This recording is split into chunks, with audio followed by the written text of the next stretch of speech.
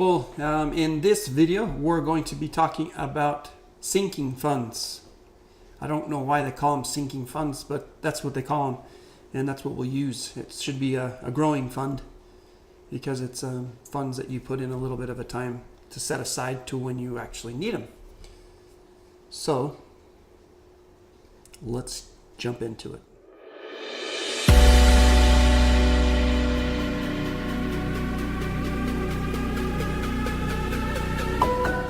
All right, let's jump into sinking funds and how to get them set up.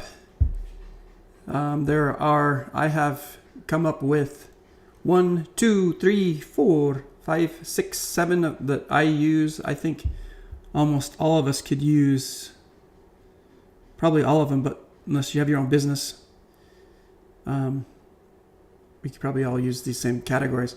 So for example, holidays and birthdays, you can see in the budget I've set up $250 a month. You know you're not going to spend that much every month, but what you want to do is, so say like you don't have any birthdays or holidays in March.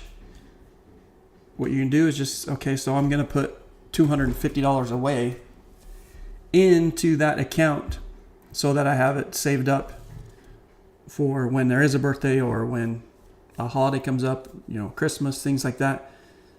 And another one here would be transportation. I've got a budget set up for $400 a month in transportation, which is going to be everything, your cars, so your gas and your oil changes, then if you need tires and things like that.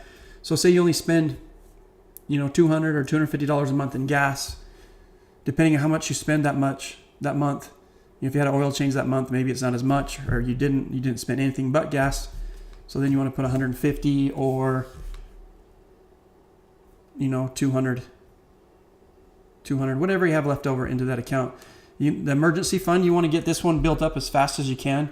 So at least $50 a month or $100 a month in there until you get $1,000 saved up. This is another category that I've come up with. Anything you might need for the house, clothes, things like that you can start saving up. So if this month you spend $100 on clothes or something for the house, then you don't put anything in there. But if you don't spend anything, then go ahead and put the $100 or maybe spend a little bit and put 50 in there. So you have these funds building up over time. Insurance, this one would be, for the car insurance. I pay mine every 6 months, which is saves me a lot of money. So it's about almost close enough to $200 a month or $1,200 every 6 months. So I'm going to put $200 a month in there until I get it built up to the $1,200, and then just take it out and pay my insurance. Medical, you want to get this one also almost like an emergency fund. I don't have insurance personally, but a lot of you might. But you'll want to use this one as well because you have to pay the deductible on a lot of things. So we all want to put at least $100 a month in there until you get whatever you think is necessary, up to $1,000 or even $2,000 into that account.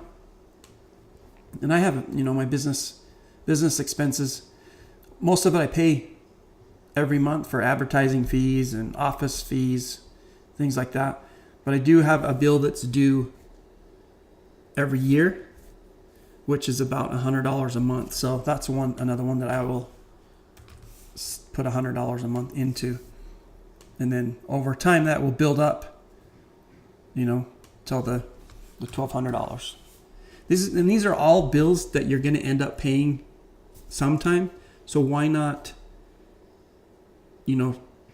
put a little bit aside at a time instead of getting down the road and you're like, I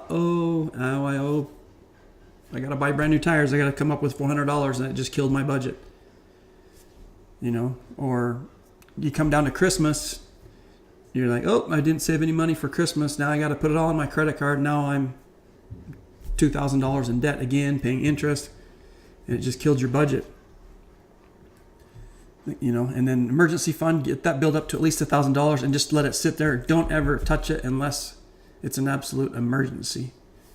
This one, is not as a big a deal, but that'll be one that, because you're going to spend back to school shopping, you'll probably spend, who knows, $200 or $300 or whatever you spend on clothes. So maybe take $50 or $100 a month, put that away for 4 to 6 months, or